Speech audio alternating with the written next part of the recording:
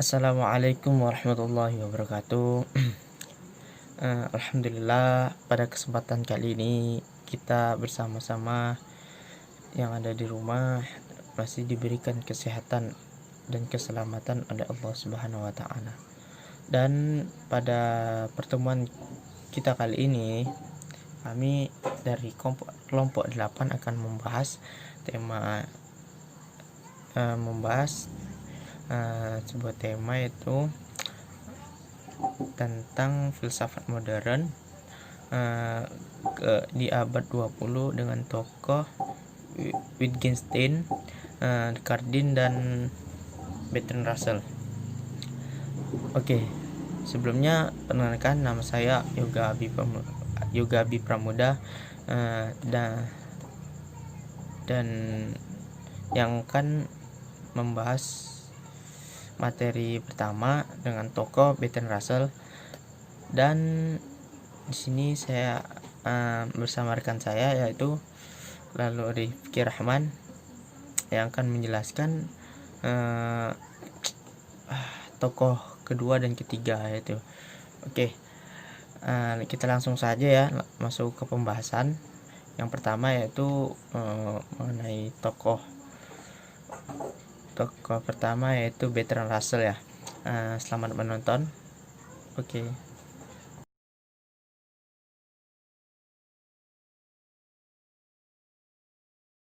Bismillahirrahmanirrahim. Assalamualaikum warahmatullahi wabarakatuh. Perkenalkan, nama saya Yoga Abi Pramuda. Di sini saya akan menjelaskan tentang filsafat modern ya, atomisme logik Bertrand Russell. Sebelum kita menuju ke pembahasan, saya akan menjelaskan sedikit ya apa yang saya tahu tentang filsafat barat abad 20. Dalam sejarah perkembangan filsafat sejak zaman pra-Yunani kuno hingga abad 20, telah banyak aliran filsafat yang bermunculan. Setiap aliran filsafat memiliki kekasannya masing-masing sesuai dengan metode yang digunakan dalam mencapai kebenaran. Kecenderungan setiap aliran filsafat dalam menyatakan bahwa metodenya yang paling tepat untuk berfilsafat menimbulkan pertentangan yang sengit di antara para penganut berbagai aliran filsafat tersebut. Banyak aliran filsafat yang banyak aliran filsafat yang diajukan oleh para filsuf, namun tak satu pun luput dari kekurangan. Oleh karena itu, pemikiran filsafat yang lahir kemudian merupakan bentuk kritis atas pemikiran atau metode filsafat sebelumnya. Dengan kata lain, sebagai dasar, sebagian besar aliran filsafat yang muncul merupakan bentuk reaksi terhadap aliran filsafat yang sebelumnya. Begitupun dengan metode filsafat yang saya bawakan ini, yang ditawarkan oleh Bertrand Russell dengan teori atau atomisme logiknya.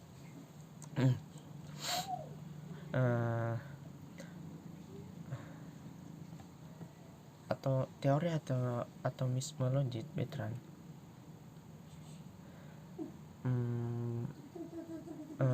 pada dasarnya bertitik fokus pada kajian tentang filsafat bahasa, analisis bahasa, perhatian yang khusus terhadap bahasa dalam filsafat.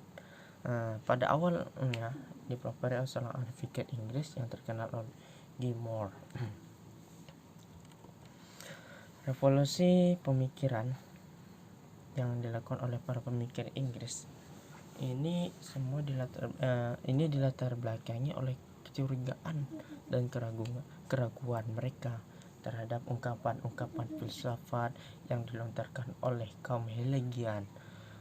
Para pengikut Hegel yang dianggap bukan saja kurang dipahami, tetapi juga telah menyimpang jauh dari akal sehat. Oleh karena itu, para filsafat pikir Indonesia,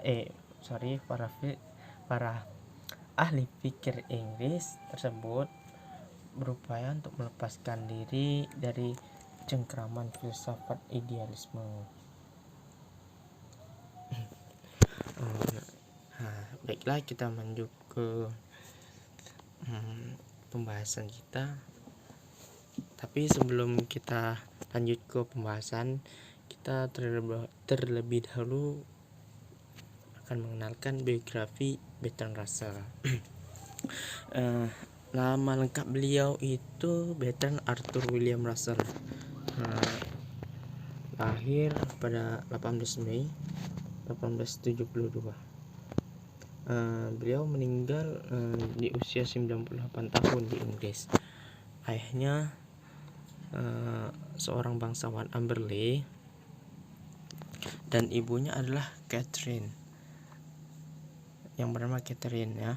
Orang tua Russell meninggal ketika ia masih kecil, dan setelah itu ia tinggal bersama neneknya dan dididik oleh sang nenek. Dia pun belajar menempuh hidup bersama neneknya. Ia belajar di matematika, fisika di Trinity College Cambridge.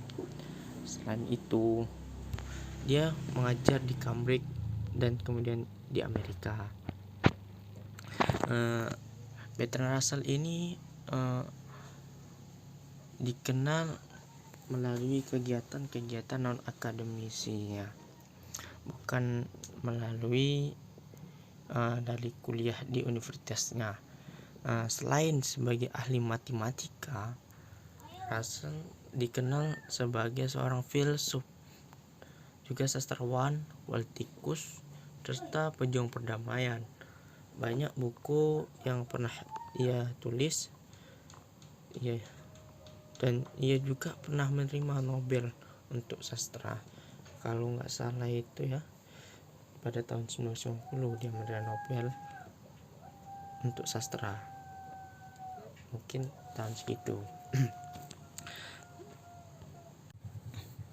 Oke, baiklah, sebelumnya kita membahas biografi. Selanjutnya kita masuk ke slide 2, yaitu pemikiran Bertrand Russell, yaitu atomisme logis.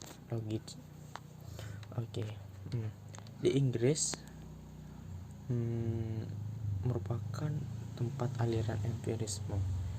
Pada abad ke-18 hingga pertengahan abad 19 mulai berkembang pesat. Salah satu tokoh yang sangat berpengaruh di Inggris adalah John Locke dan David Hume. Tidak heran rasanya jika di kemudian hari filsafat Bertrand Russell bicara empirisme, karena dia mengikuti jejak pendahulunya John Locke dan David Hume. Atomisme logis merupakan sebuah ajaran yang menyatakan bahwa semua entitas bersifat kompleks yang hanya dapat dianalisis melalui nama-nama yang secara logika tepat dan berupa keadaan partikular. Penggunaan nama atomisme logis yang dipilih oleh Russell menunjukkan pengaruh yang sangat besar, yaitu dari tokoh yang sangat berpengaruh di Inggris tadi itu, yaitu David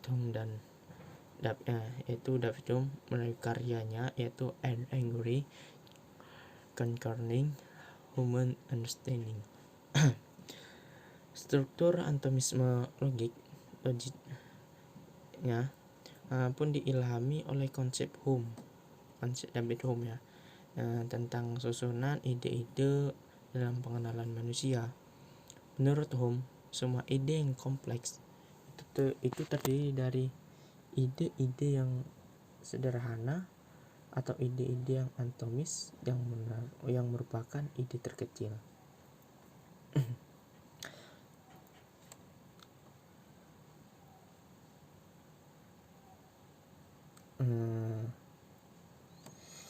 Setelah itu menurutnya bahwa dunia membuat berbagai fakta yang sesuai dengan wujudnya tersendiri, seperti yang terpikir oleh akal.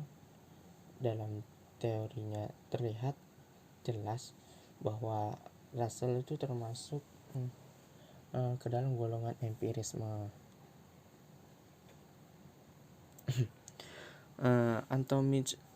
Anatomisme logis.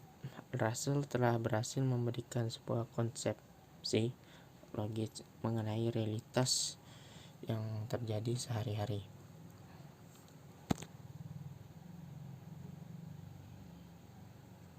Pemikirannya merupakan sebuah reaksi terhadap para Hegelian Inggris yang dinilai sebagai sebuah pemahaman yang salah mengenai realitas. Jadi Russell ini menganggap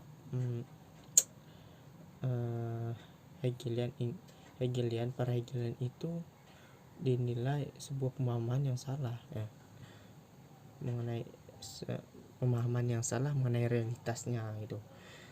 Terus idealisme, perlu kita ketahui idealisme Hegel dikatakannya sebagai sebuah aliran, sebuah ajaran maksudnya, yang tidak perlu untuk dikaji karena dalam sistem ajarannya Hegel menyatakan bahwa realitas adalah satu dan realitas seluruhnya berupa pikiran. Dia misalnya gini, ketika orang melihat orang lain kelaparan, maka selamanya orang tersebut akan tetap merasa lapar apabila tidak dikasih atau tidak diberi makanan untuknya. Itu persis seperti apa yang telah diajarkan oleh Hegel ya, Bertrand Husserl. Maka ketika melihat orang kelaparan akan bisa merasa kenyang dengan kata-kata padanya makan. Akan tetapi pada kenyataannya manusia lapar tidak membutuhkan kata-kata seperti itu, melainkan mereka itu butuh makanan. Itu bukti bahwa makanan itu ada di depan mereka, ada yang memberi mereka gitu.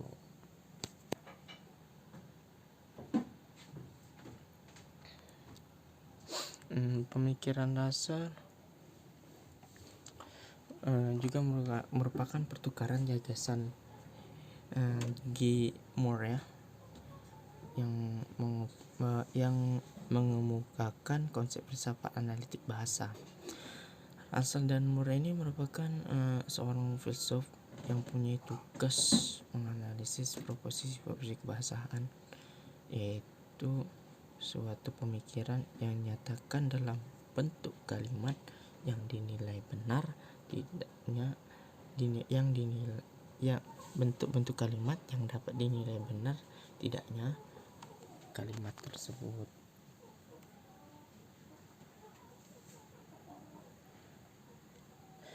Meskipun mereka berdua itu memiliki persamaan, namun mereka memiliki perbedaan yang mendasar juga, yaitu Moore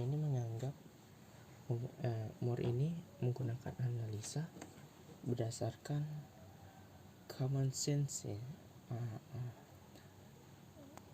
Moore menganggap bahwa bahasa alamiah yang digunakan sehari-hari dinilai telah memadai dalam filsafat, sedangkan Russell mengatakan bahwa bahasa sehari-hari tidak cukup memadai dalam filsafat, karena menurutnya itu bahasa sehari-hari itu seringkali memiliki makna yang dasar yang ambigu gitu.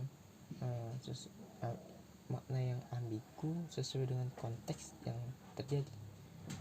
Atas dasar inilah maka Russell menciptakan pemikiran melalui bahasa yang berdasarkan formulasi logika.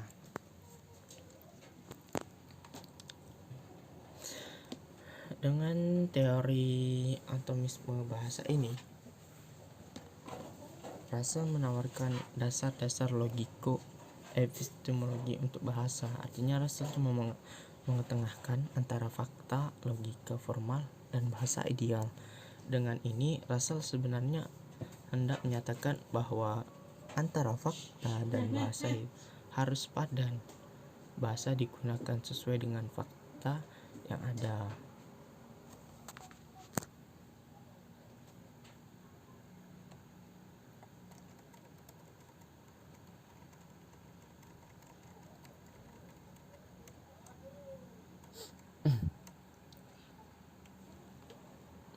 Fakta-fakta ini dijelaskan olehnya bahwa fakta bukanlah benda-benda, melainkan adalah totalitas keberadaan indera dalam mempersepsikan baginya totalitas keberadaan indera dalam mempersepsikan baginya realitas sesungguhnya merupakan totalitas fakta-fakta yang terbagi menjadi dua, itu fakta universalia maksudnya kesadaran akan alam semesta, dan fakta partikular benda-benda.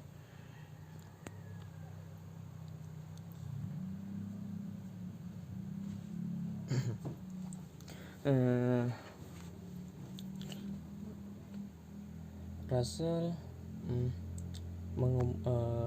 mengemukakan teori kebahasaannya yang di era postmodern ini dinilai sangat berharga dalam perkembangan filsafat, yakni bahwa antara fakta dan bahasa itu memiliki unsur isomorfisme, yaitu semacam kesetaraan antara realitas atau fakta dengan bahasa yang diungkapkan.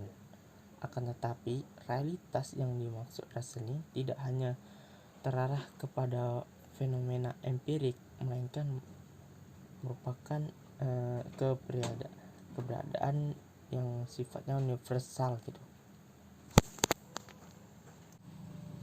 Oke, kita menuju baik kita ke slide yang keempat, yaitu mengenai pemikiran Bertrand Russell juga.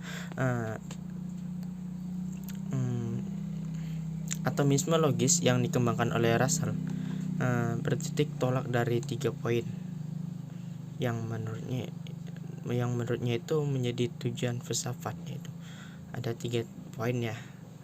Yang pertama itu filsafat memiliki tujuan mengembalikan seluruh ilmu pengetahuan kepada bahasa yang paling padat dan sederhana. Tugas filsafat ialah merumuskan pandangan yang mendasari semua ilmu khusus, yakni merumuskan dengan jelas sintetisnya. Menghubungkan logika. Yang kedua itu menghubungkan logika dan matematika. Russell menghendaki dalam dunia pendidikan antara ilmu eksak dan sastra tidak dipisahkan. Menurutnya juga logika dan tata bahasa tidak hanya penting untuk bahasa, melainkan juga merupakan dasar bagi matematika. Yang ketiga itu tujuan filsafat adalah analisis bahasa. Ini merupakan suatu titik puncak dari tujuan filsafat Russell, yakni mencari pengetahuan yang benar. Sebab dengan melakukan analisis yang benar, maka akan didapat pengetahuan yang benar pula tentang realitas. Ketiga tujuan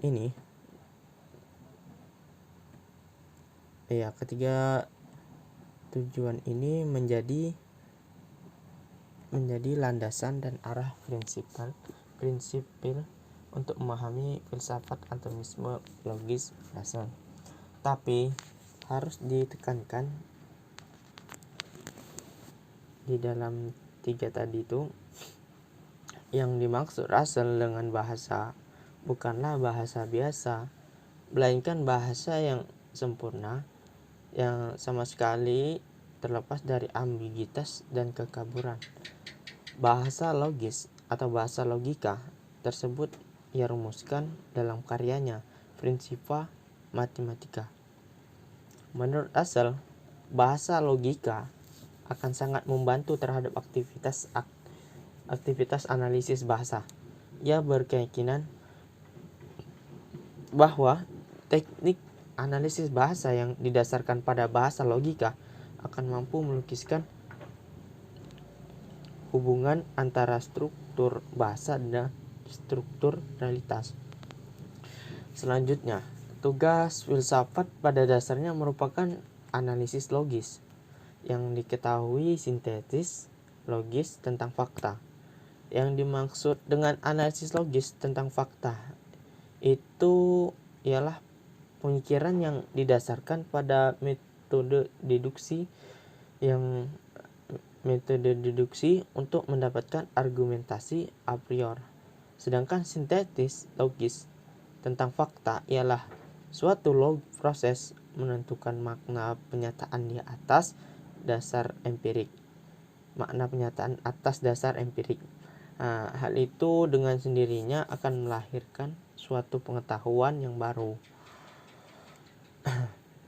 Russell pun mendahulukan analisis logis karena menurutnya itu teori yang didasarkan pada fakta-fakta yang bersifat empirik tak akan dapat menjangkau pengetahuan yang bersifat universal.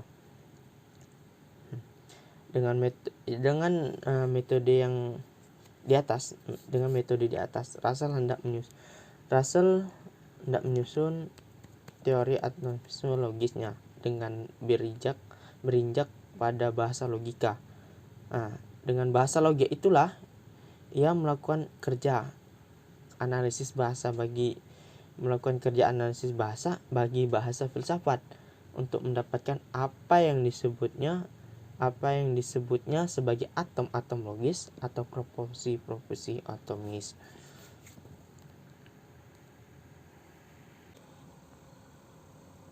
Oke, kita menuju pembahasan yang terakhir, yang ke slide yang terakhir ya, yaitu mengenai kelemahan atomisme logis Bertrand Russell. Seperti yang saya bahas di awal tadi, bahwa banyak aliran filsafat yang diajukan oleh para filsuf, namun tidak satu pun yang tak luput dari kekurangan. Inilah salah satunya itu ini saya membahas terkait kelemahan atomisme logis Bertrand Russell.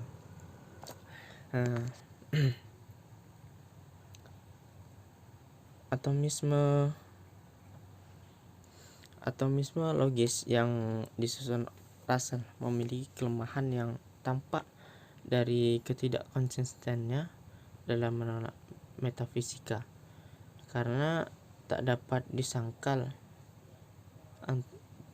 atomisme logis mengandung suatu metafisika, sebab teori ini ingin menjelaskan struktur hakiki dari bahasa dan dunia, atau dengan kata lain, teori ini mau mengatakan bagaimana akhirnya dengan realitas seluruhnya.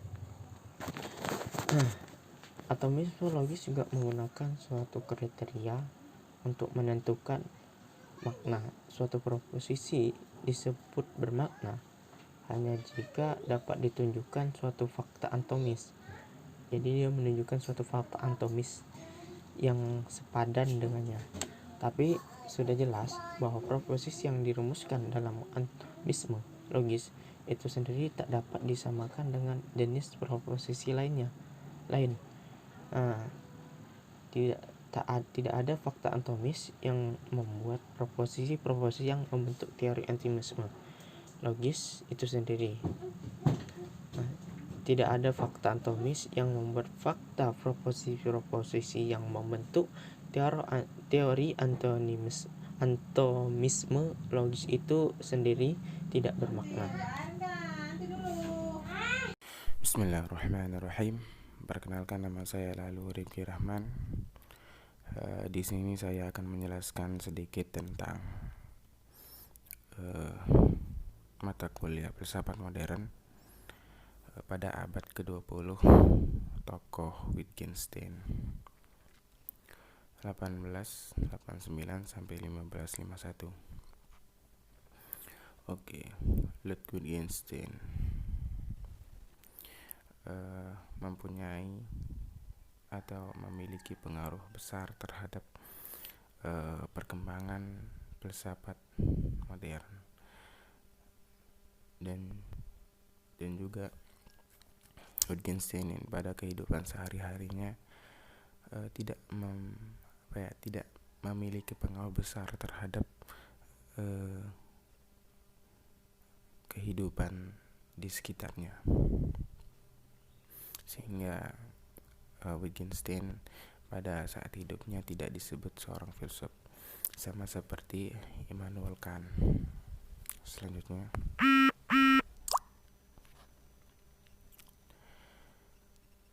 oke, sebelum kita mengetahui atau sebelum kita beranjak ke pemikiran dari Wittgenstein, kita mengenalnya lebih dalam dengan biografinya ya. Nama lengkapnya adalah Joseph Johann Wittgenstein, lahir di Wina, Austria, 26 April 1889. Nah, di sini dia ada terpengaruh oleh Immanuel Kant. Pada kehidupan sehari-harinya, Wittgenstein ini hidup sebagaimana masyarakat pada umumnya seperti Immanuel Kant. Dia mengajar di universitas, lalu pulang dan menulis artikel-artikel di jurnal, sehingga dia banyak terpengaruh oleh pemikiran Immanuel Kant. Selanjutnya adalah Bertrand Russell, yang merupakan gurunya ya di universitas di Inggris. Ayahnya seorang Kristen Protestan dan ibunya Kristen Katolik. Ayahnya merupakan seorang pengusaha baja dan orang terkaya di Wina pada saat itu.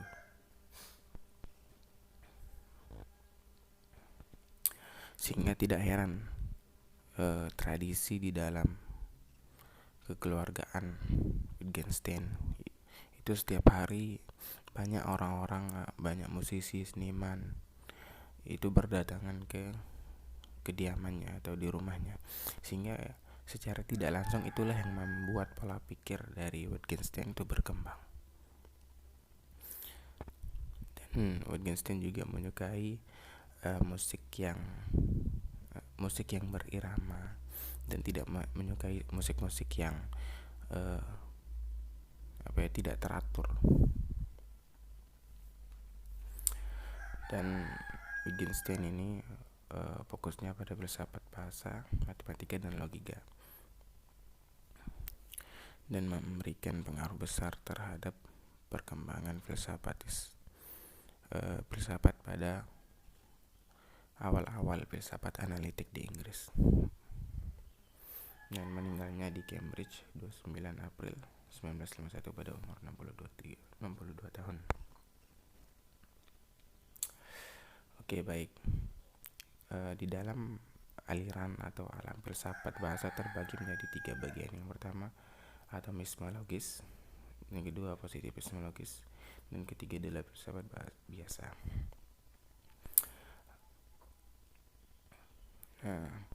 Wittgenstein itu merupakan tokoh dari atomisme logis bersama dengan J.E. Moore dan Bertrand Russell.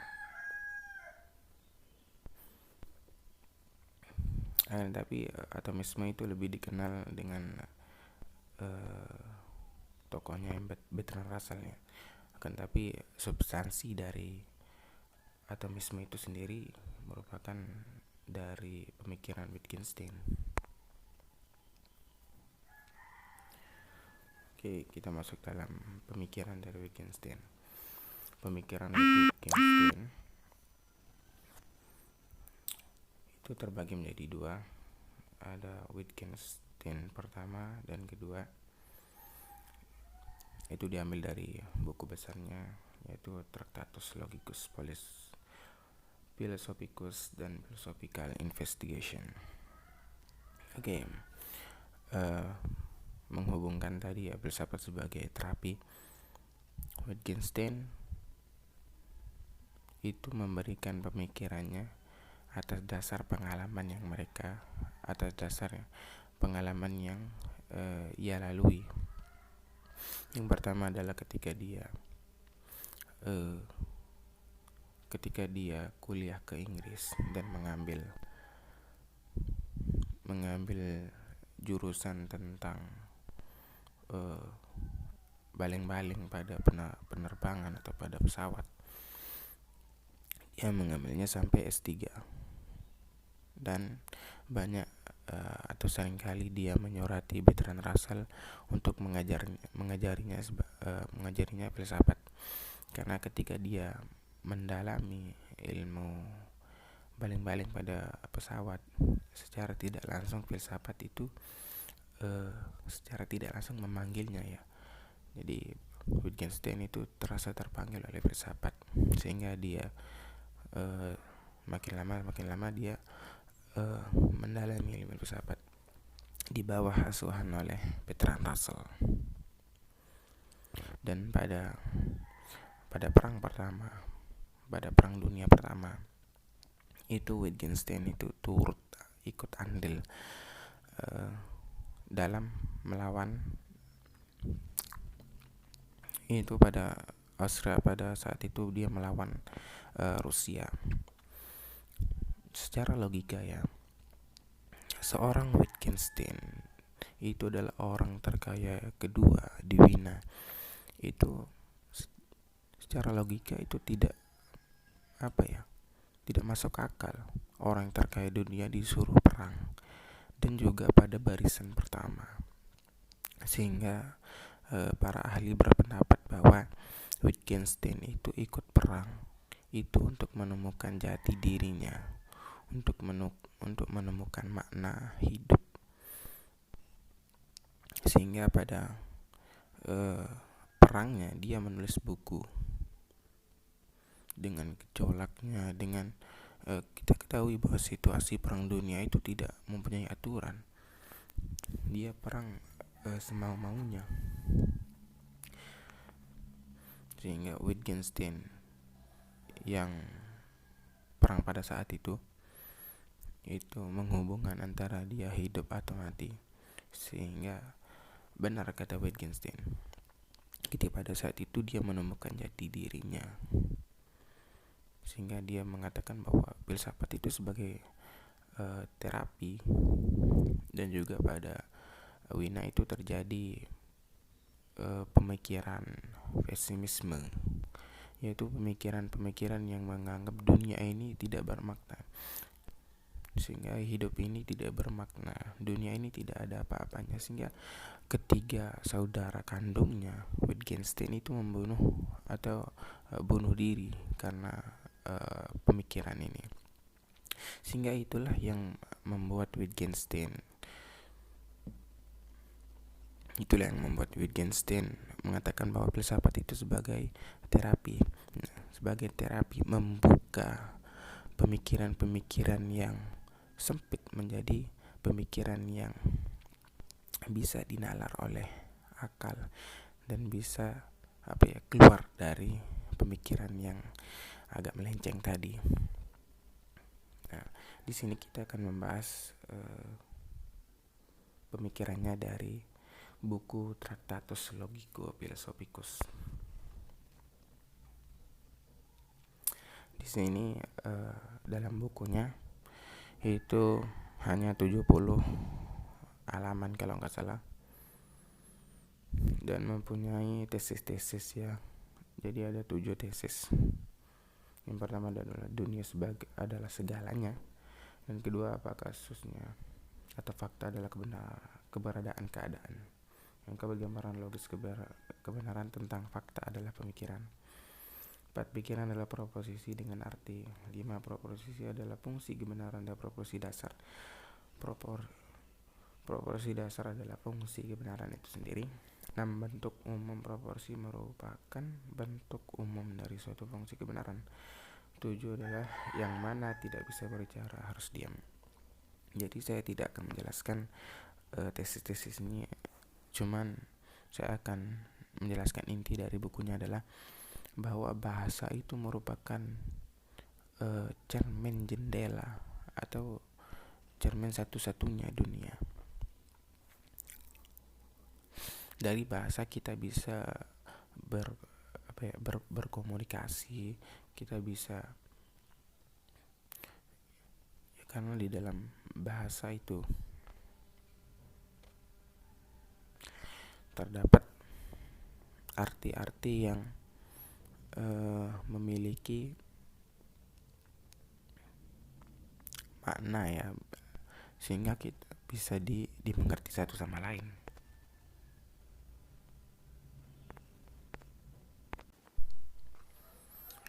Oke, dalam bukunya ini lebih berfokus pada filsafat bahasa, sehingga bagaimana di dalam pemikirannya juga filsafat bahasa itu dalam bukunya ini dia menulis bahwa picture theory adalah teori gambar. Nah, bagaimana gambar itu bisa menjelaskan secara faktual tentang kebenaran itu dengan dibarengi dengan logika, sehingga ketika gambar itu harus menunjukkan faktual yang asli. Gambar itu bisa menciptakan kebenaran, menciptakan keaslian, dan menggambarkan dunia itu sendiri.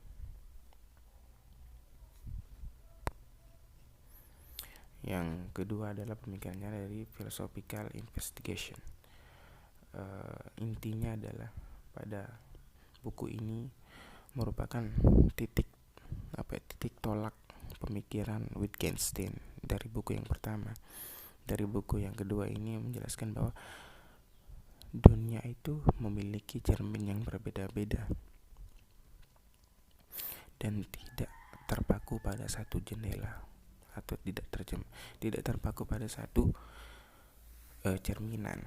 Contohnya gini, di dalam ilmu kimia, atom itu dipermasalahkan secara ontologi, ada atau tidak adanya atom itu.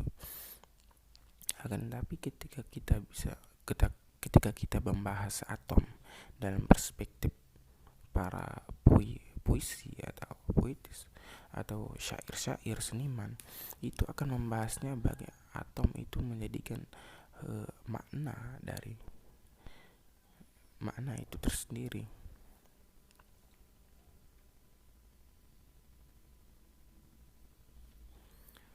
Sehingga disebutkan teorinya adalah language game.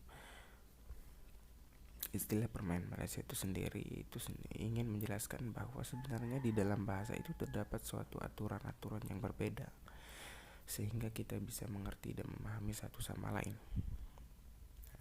Dijelaskan bahwa suatu aturan-aturan yang berbeda-beda, sehingga di dalam setiap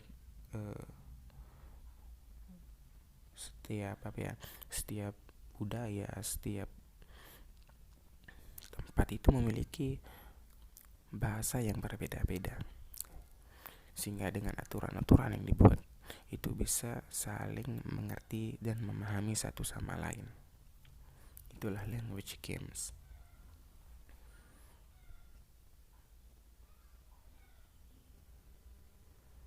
Hingga itulah yang merupakan titik tolak dari perbedaan antara buku Philosophical Investigation dan Tractatus Logico Philosophicus.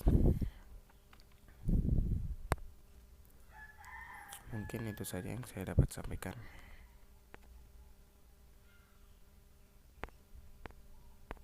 Oke, terima kasih. Sekian dari saya. Assalamualaikum warahmatullahi wabarakatuh. Yang ketiga yaitu Pierre Teilhard de Chardin.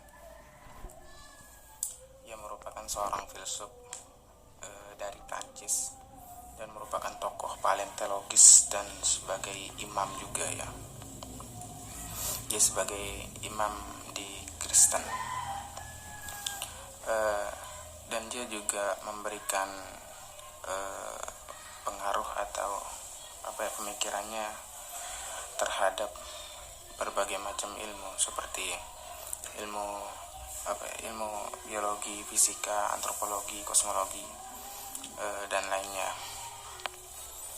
The Guardian lahir pada tahun 1881. Dia merupakan keluarganya merupakan keluarga bangsawan dan terlahir dari keluarga bangsawan ya. Jadi seorang yang dikagumi pada zaman itu. Dia memiliki saudara 11 dan dia merupakan anak keempat dari 11 bersaudara. Pada usia 17 dia mengikuti sejenis komunitas ya atau Ordo Yesus. Dia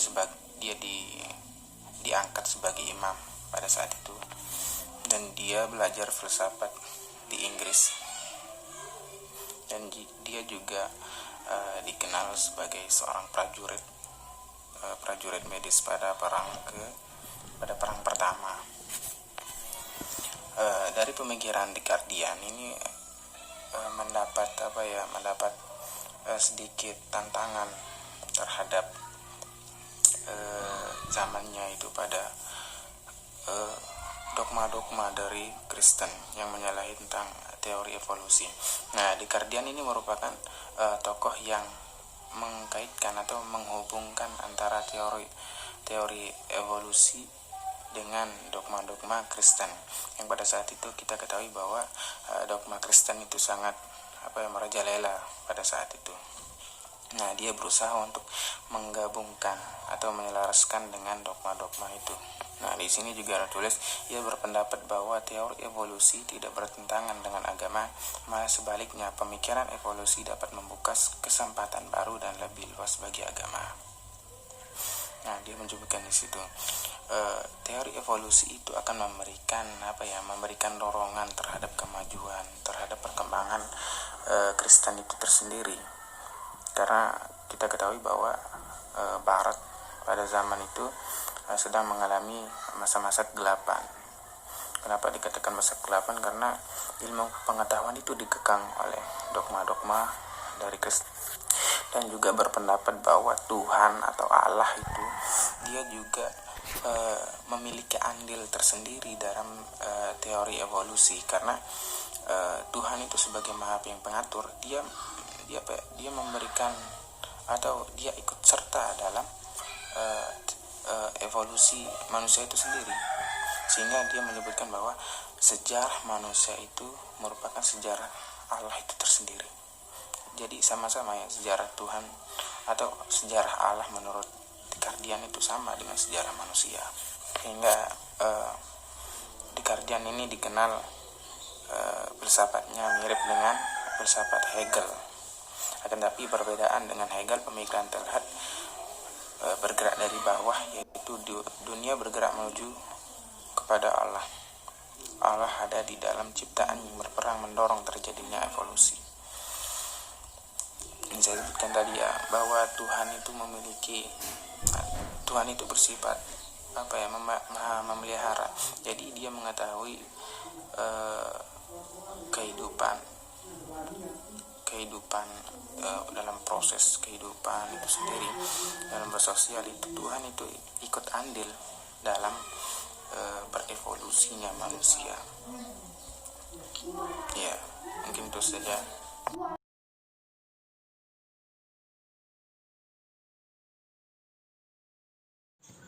Oke, terima kasih kepada teman-teman yang sudah meluangkan waktunya untuk melihat video ini dan menyimak video ini. Kami dari kelompok 8 sangat berterima kasih. Dan dari teman-teman yang memiliki tanggapan, komentar, atau yang ingin bertanya juga, silakan tulis pendapat dan komentarnya di kolom komentar di bawah ini, oke ya, di bawah ini. Oke. Dan kepada teman-teman, saya menghimbau untuk membantu channel ini juga, silakan ditekan tombol subscribe-nya ya, karena subscribe itu gratis. Oke teman-teman, mungkin dari kelompok kami cukup sekian atas pemaparan tentang mungkin cukup sekian dari pada kali ini ya. Pertemuan kali ini kami dari kelompok 8 mohon maaf apabila ada kesalahan dalam menyampaikan materi tadi. Oke. Dan kami mohon maaf juga apabila dalam tutur kata yang dapat menyinggung teman-teman dan tutur kata yang tidak jelas, kami mohon maaf atas nama kelompok 8, kami mohon maaf ya. Sekali lagi sekian, semoga teman-teman selalu diberi kesehatan dan keselamatan oleh Yang Maha Kuasa, amin ya amin. Sekian dari kami, assalamualaikum warahmatullahi wabarakatuh.